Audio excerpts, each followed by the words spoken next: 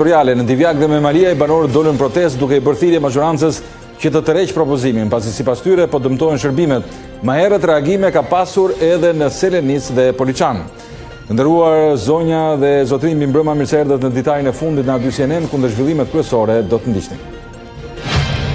Ilir Beqaj lirohet nga qelitë e Burgut pasi qëndroi në paraburgim që prej korriku 2024 gjykata i ndryshon masën e ish-ministrit të shëndetësisë Ilir Beqaj, duke e çuar në arrest shtëpie. Masa është për llogaritë të dosjes Aspak, në të cilën Beqaj akuzohet për një sër veprash penale, përfshi korrupsionin, pastrimin e parave dhe falsifikimin e dokumentave.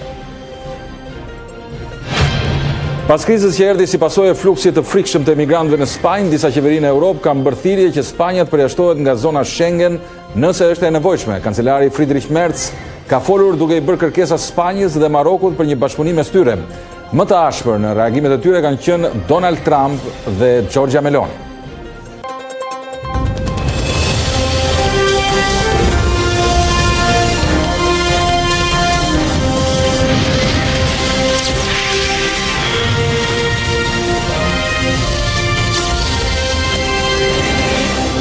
Zgjerohet numri i bashkive që kundërshtojnë në shkrirjen me ndryshimet në reformën territoriale. Në Divjak dhe Memalia, banorët dolën protest duke i bërë thirrje majorancës që të tërheqë propozimin, pasi sipas tyre po dëmtohen shërbimet.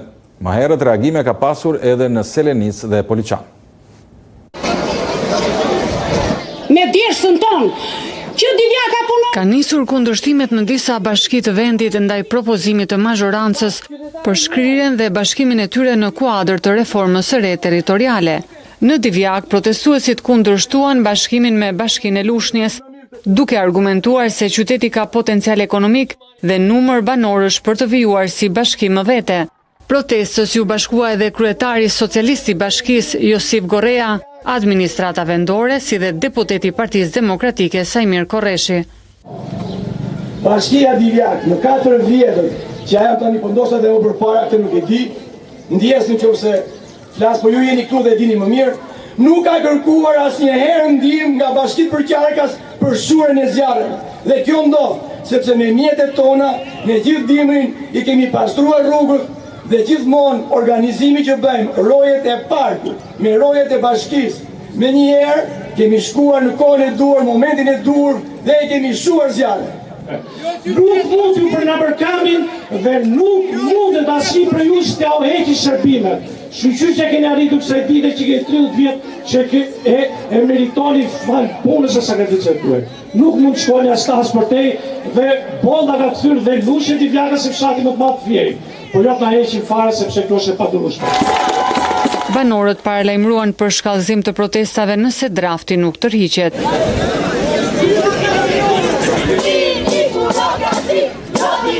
Edhe në Memalia, qytetarët protestuan kundër propozimit për shkrirjen e bashkisë, duke theksuar se ndryshimet do të vështirësonin aksesin në shërbimet publike dhe do të dobësonin përfaqësimin e komunitetit. Kundërshtimet ndaj reformës territoriale po shtrihen në disa bashki të vendit. Më herët kanë protestuar edhe banorët e Selenicës dhe Poliçanit, ku në këtë të fundit protesta u shoqërua edhe me djegjen simbolike të kartave të antarësisë së Partisë Socialiste, si dhe dorëheqjen e kreut të degës së Partisë Socialiste në Poliçan.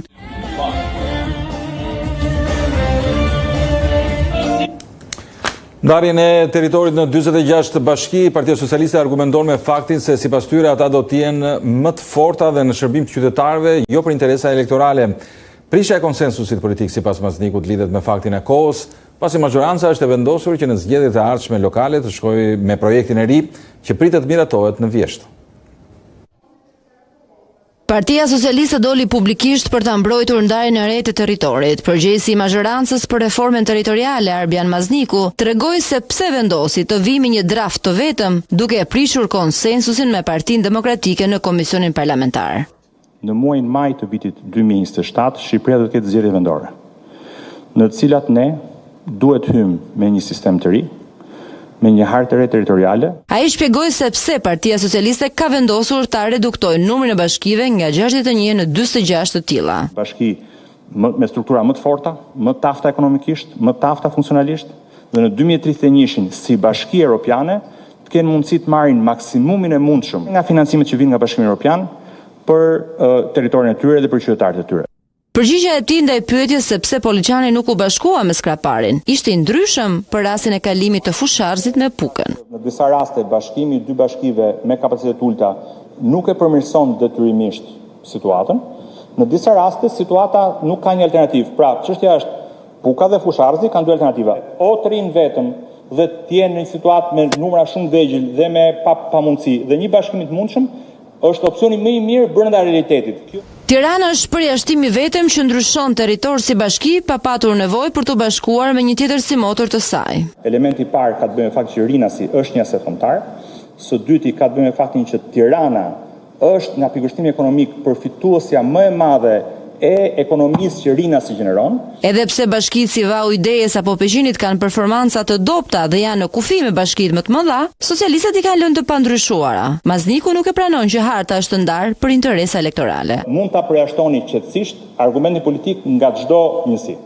Dhe për të treguar një shembull për këtë, sjell në vëmendje Poliçanin që edhe pse socialistët kanë dalë në protestë, partia në Tiranë nuk është ndikuar. Është treguesi më i mirë që Partia Socialiste dhe grupi i deputetëve antar të komisionit nuk janë nisur në këtë reformë nga interesi i ofiçarëve të një bashkie apo një tjetre, por janë nisur nga interesi i qytetarëve të territorisë. Deri në vjesh, kur do të miratohet ndarja e re territoriale, Mazniku e ftoi Partinë Demokratike që nëse ka dëshirë mund të diskutojë vetëm mbi draftin e Partisë Socialiste, duke e injoruar hartën blu me 100 bashki. Demokratët sfiduan majorancën me hedhjen e referendum të dy propozimeve për ndarjen e re territoriale. Në këtë mënyrë qytetarët do të mund vendosin cili model preferojnë, mes hartës së PD-s me 100 bashki dhe asaj të Partisë Socialiste me 46 bashki. Në konferencë për shtyp, kryetari Berisha shprehu bindjen se ndërkombëtarët nuk do ta lejojnë tërheqjen e majorancës nga dialogu politik. Demokratët janë aq të sigurt se harta e tyre territoriale me 100 bashki afron shërbimet e qytetarit dhe frenon shpopullimin e zonave rurale, saqë janë të gatshëm të sfidojnë majorancën në referendum. Ftojmë politikën, majorancën, ftojmë dhe qytetarët të realizojmë referendumin. Dy projekte të hidhen në referendum dhe të jetë qytetari ai që vendos dhe që përcakton se cili është modeli që i shkon më afër interesit të tij. Motivi përse nuk dorëzohen draftin e tyre në kuvend shkon përtej procedurave.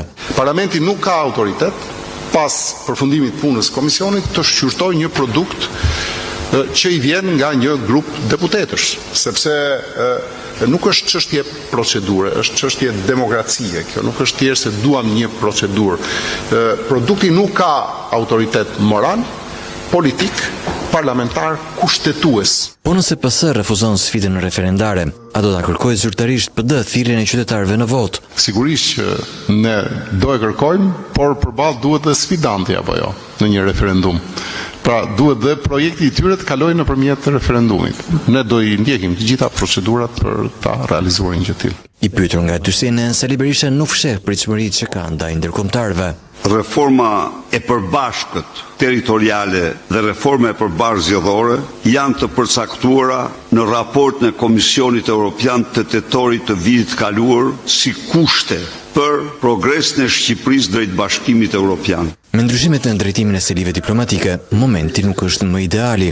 Ky akt i tërheqjes një anshme, bojkotit një anshëm të qeverisë ndodhi në një moment kur ka vakancash, largimesh, por kam bindje të thellë se komuniteti ndërkombëtar nuk do të mbështesë, nuk do të pranojë një tërheqje të tillë. Dysin pyeti gjithashtu kryedemokratin nëse ecja në mënyrë të njëanshme majorancës me ndarjen e saj territoriale vënë në pikpyetje prezencën e opozitës në komisionin tjetër të reformës zgjedhore. Ne kemi bindje se Edi Rama nuk pranon asgjë që lkun apo cenon sadopak pushtetin e tij. Por qëndrimi ynë është të hartojmë dhe të paraqesim para shqiptarëve kodin zgjedhor më të mirë dhe të standardeve ndërkombëtare më të mira.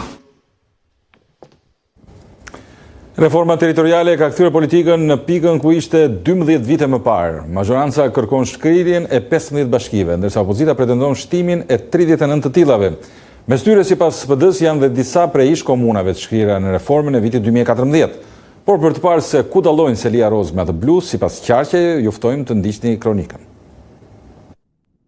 Tensionet e vitit 2014 mes PS-s dhe PD-s mbi ndarjen e bashkive në vend janë rikthyer sërish. Në ndarjen e re, mazhoranca synon që në zgjedhjet vendore gara të zhvillohet me përballjen e 46 kandidatëve, ndërsa opozita shtrihet në 100. Paret bien dakord për të mos pasur komuna, të cilat u hoqën 12 vite më parë, por rikthehen disa prej emrave që kanë pasur më parë të zgjedhur me votë. Në Shkodër, mazhoranca synon shkrirjen e fusharzit, por opozita do që jo vetëm të mos preket, por shton dhe ish komunën e Velipojës dhe fshatrat Drisht, Koplik dhe zonat të tjera të rikthehen si bashki. Në Lezhë, socialistët nuk parashikojnë ndryshime, por demokratët kërkojnë shtimin e 5 bashkive. Bregu i Matës, Zadrima, Rubiku, Oroshi dhe Mamurrasi kërkojnë të rivendosen në hartën e re territoriale. Kuksi po ashtu qëndroni njëjtë për socialistët, por Selia Blu kërkon dhe Shishtavecin dhe Bicajn. Dibra preket nga të dyja palët. Për të majtët shkrihet bashkia Klos, ndërsa për të djathët shtohen Maqellara, Shupenca, Kastrioti dhe Lura, duke krijuar 8 bashki. Në qarkun e Durrësit, PS-i qëndron të njëjtës hartë, por e djathta shton Sukthin dhe Fushkrujën. Sa i përket Tiranës, e majta zgjeron territorin e kryeqytetit Merinasit, ndërsa Rogozhinën ja bashkon Kavajës, por kundërshtarët politik kërkojnë dyfishimin e bashkive. Për ta, Ndroqi, Arbana, Dajti, Kashari dhe Petrela rikthehen si bashki. Elbasani mund të konsiderohet më i prekuri nga të dy kampet. Socialistët kërkojnë kalimin në 4 njësi, duke hequr Belshin, Cerrikun dhe Prenjasin. Demokratët kërkojnë shtimin e Bradasheshit dhe Shpatit. Në qarkun e Korçës është Maliqi që shkrihet sipas projektit të mazhorancës, ndërsa demokratët shtojnë Leskovikun, Mokron, Pojanin dhe Voskopojan. Qendra kërkohet të rishikohet dhe për Kolonjën, duke përcaktuar Ersekën. Në Fier, Divjaka i kalon Lushnjës dhe shkrihet dhe Patosi, por e djathta kërkon të kthejë në Vodë dhe Ardenicën, Krutjen, Dushkun, Fratarin, Levanin dhe Cakranin. Dimali bashkohet Beratit, i cili merr dhe Poliçanin sipas Eliz Ros, por kundërshtarët kërkojnë të shtojnë 2 bashki, Shpirakun dhe Otlakun. Vlora merr Selenicën, por kjo kundërshtohet nga opozita, e cila kërkon Amantian, Orikumin, Ksamilin dhe Novoselën me kryetar. Gjirokastra njeh reduktimin me 3 bashki sipas së majtës, e cila heq zgjedhjet në Libohov, me Maliaj dhe Kolcyr, ndërsa e djathta nuk sheh nevojën për ndryshime. Në total janë 15 bashki që kërkohet të reduktohen nga e majta, ndërsa opozita pretendon të shtojë 39 të tilla.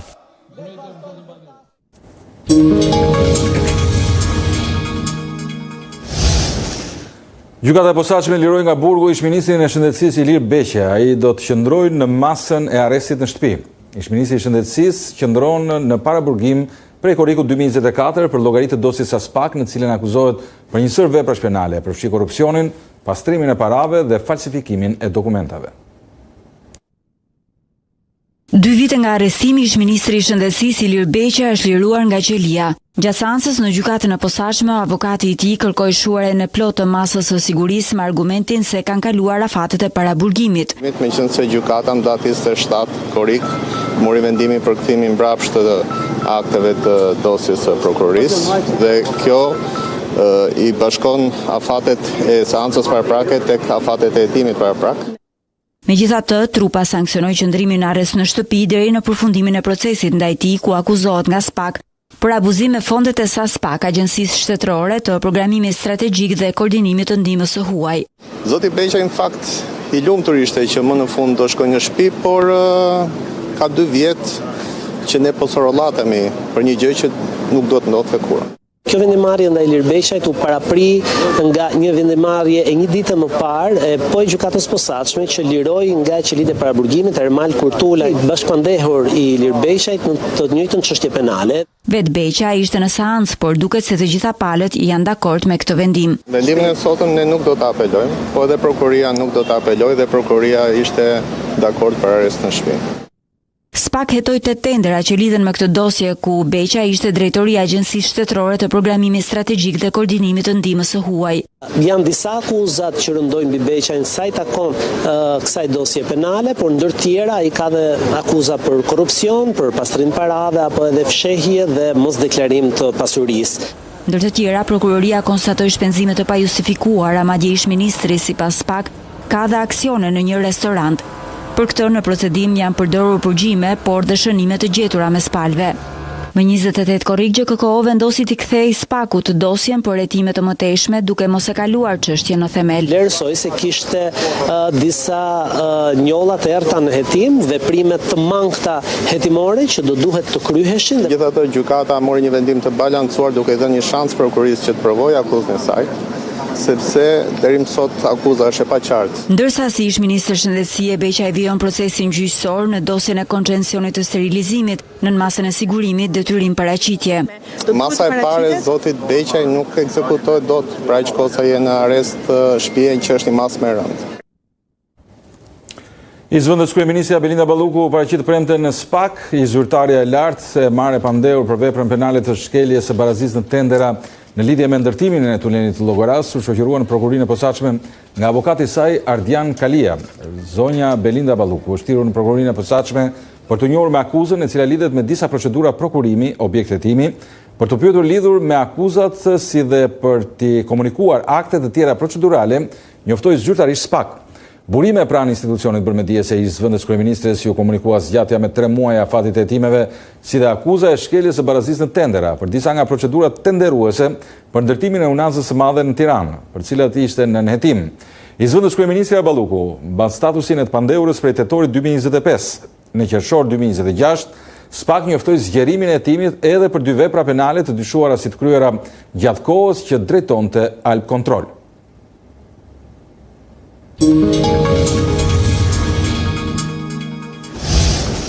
Erik Vendi, nominuari për ambasador të Shteteve të Bashkuara në Shqipëri, ka marrë një vot pozitive në Senat. Ky i fundit ka miratuar një rezolutë procedurale që lejon shqyrtimin dhe votimin në blok të 74 emërimeve të administratës amerikane në kalendarin ekzekutiv, mes të cilave edhe kandidatura e Erik Vend për ambasador të SBA-ve në Shqipëri. Rezoluta u miratua të njëjtën, me 30 korik me 50 vota pro dhe 47 kundër, sipas vijave partijake. Përfshirja e emrit të Erik Vend në këtë listë nuk përbën ende konfirmimin e tij si ambasador, por i hap rrugën shqyrtimit dhe votimit kandidaturës së tij nga Senati. Nëse konfirmohet, Vend do të bëhet ambasadori i parë i SBA-ve në Tiranë pas largimit të Yuri Kim në qershor 2023. Prej asaj kohe, ambasada amerikane në Shqipëri është drejtuar nga të ngarkuar me punë, ndërsa kandidaturat e mëparshme nuk arritën të finalizoheshin. Emërimi Vend shihet si një sinjal për një angazhim më të madh të Washingtonit në Shqipëri, duke pasur parasysh profilin e tij të lartë ushtarak dhe përvojën në strukturat e NATO-s.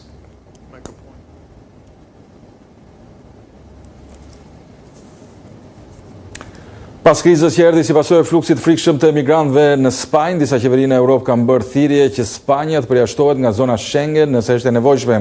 Kancelari Friedrich Merz ka folur duke i bërë kërkesa Spanjës dhe Marokut për një bashkëpunim mes tyre. Më të ashpër në reagimet e tyre kanë qenë Donald Trump dhe Giorgia Meloni. Pas mbërritjes së 10.000 emigrantëve brenda 24 orëve në enklavën spanjolle të Afrikës së Veriut, thirrjet për pasojë po bëjnë gjithë më të forta në Evropë. Kancelari Friedrich Merz po këmbgul në masa efektive për të parandaluar ata. Mbrojtja e kufive të jashtëm të Bashkimit Evropian është thelbësore për luftimin e migracionit të palishëm. Kemi një pritje të qartë se të gjithë shtetet anëtare të BE-s do të përmbushin këtë detyrim, deklaroi ai. Spanja dëshiron dhe duhet ta vënë në kontroll situatën sa më shpejt të mundur, tha Merz. Presidenti SBA-s Donald Trump e ka përshkruar fluksin masiv të emigrantëve në jug të Spanjës si një paralajmërim për Shtetet e Bashkuara. Është e tmerrshme. Mbajini mend të pamje. Kështu do të jemi pas 3 vitesh. Nëse në pushtet vjen pa gabuar, tha Trump për Fox News. Presidentja e Komisionit Evropian, Ursula von der Leyen, po bën thirrje për veprime të ashpra. Nuk mund të lejojmë askënd të hyjë në unionin ton, pa e përmbajtur rregullave tona, shkroi politikanen gjermane Nex. Kalimet e rrezikshme duhet ndalen menjëherë, tha ajo. Kryeministra italiane Giorgia Meloni ishte e para që ngriti mundësinë e përjashtimit të Spanjës nga zona Schengen. Në një postim në rrjetet sociale të njëjtën mbrëmje, Meloni deklaroi se Italia nuk do të qëndrojë ndyra kryq në dritën e këtyre zhvillimeve. Ministra e Brendshme finlandeze shkoi në X se Spanja kishte dështuar të mbronte kufitet jashtë zonës Schengen. Vendet e BE-s duhet ta mbështesin kërkesën e Melonit, tha ajo. Vendet që nuk janë në gjendje të mbrojnë kufitet e tyre nuk mund të jenë anëtarë të zonës Schengen, shkroi politikania nga Partia Euroskeptike finlandeze. Kalimet masive të 10.000 njerëzve nga Maroku në enklavën spanjolle të Ceutës në Afrikën e Veriut përbënin një shkelje të sovranitetit territorial të Spanjës, deklaroi të premten kryeministri spanjoll Pedro Sánchez. Llogaritet se rreth 60.000 njerëz kanë hyrë në Ceuta gjatë ditëve të fundit, shifër kjo që tejkalon gjysmën e popullsisë së qytetit. Autoritetet spanjolle njoftuan se do të përpiqen të dëbojnë sa më shpejt jetë mundur ata që kanë hyrë ilegalisht. definir lo que ha sucedido en el día de ayer como ta përshkruash atë që ndodhi si një sulm, si një shkelje të integritetit territorial të Spanjës. Ceuta është një qytet spanjoll dhe ajo që ndodhi atje meriton qortimin ton më të ashpër dhe dënimin ton më të prerë. Në themel të kësaj qëndron interpretimi i diktuar nga interesa vetjake, të cilin rrjetet kriminale të trafikimit të qenieve njerëzore i kanë përvetësuar me kujdes, sipas të cilit riadhësimi në kufi i personave që hyjnë në territorin ton duke notuar nuk ka asnjë bazë ligjore.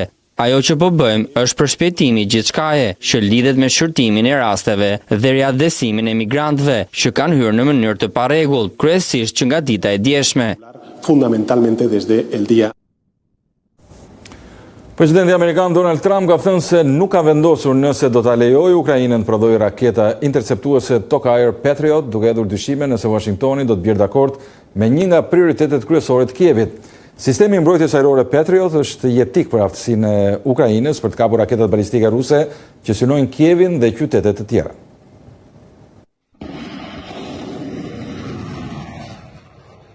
Presidenti Amerikan Donald Trump ka thënë se nuk ka vendosur nëse do ta lejojë Ukrainën të prodhojë raketa interceptuese Tok-Air Patriot, duke hedhur dyshime nëse Washingtoni do të bjerë dakord me një nga prioritetet kryesore të Kievit.